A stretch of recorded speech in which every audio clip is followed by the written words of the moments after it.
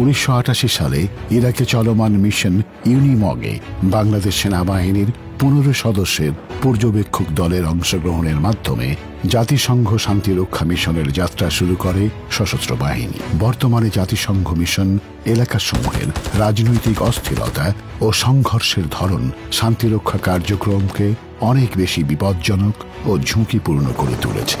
শান্তিরক্ষীদের মানসম্মত প্রশিক্ষণ প্রদানের জন্য 1999 সালে প্রতিষ্ঠিত হয় peace keeping operation training centre PKOTC, যা পরবর্তীতে 2002 সালে Bangladesh institute of piece support operation training BIPSOT হিসেবে আবির্ভূত হয়।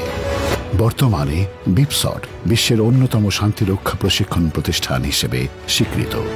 এ পর্যন্ত 55টি দেশের 40,535 জন সহ বাংলাদেশ সেনা, নৌ, বিমান বাহিনীর সদস্যগণ শান্তিরক্ষী হিসেবে প্রশিক্ষণ গ্রহণ করেছে।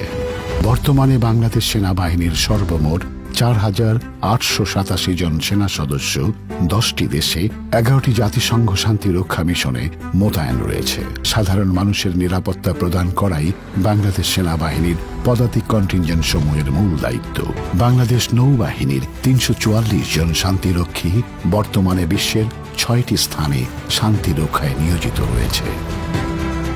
বাংলাদেশ নৌবাহিনীর শান্তিরক্ষীরা উত্তাল ভূমধ্যসাগরে এবং দক্ষিণ সুদানের হোয়াইট নাইলে অপারেশন লাইফলাইন ও অন্যান্য অভিযানের মাধ্যমে জলপথে জাতিসংঘের সরবরাহ ব্যবস্থাকে সচল রাখে।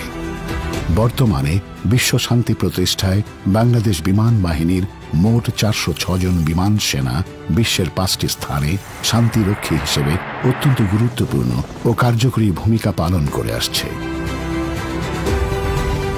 একটি ইউটিলিটি এভিয়েশন ইউনিট, একটি এয়ার ট্রান্সপোর্টেশন ইউনিট এবং একটি armed military utility helicopter unit সহ বাংলাদেশ বিমান বাহিনীর মোট 3টি কন্টিনজেন্ট শান্তিরক্ষা কার্যক্রমে নিয়োজিত আছে।